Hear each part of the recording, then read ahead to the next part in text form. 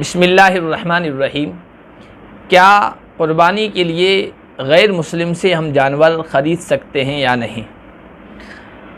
देखिए, क़ुरबानी दुरुस्त होने के लिए क़ुरबानी का जानवर जो गाय, बैल, भैंस, भैंसा, दुम्बा, दुम्बी, बकरा, बकरी वग़ैरह जो भी हो, उसमें दो चीज़ों का पाया जाना ज़रूरी है।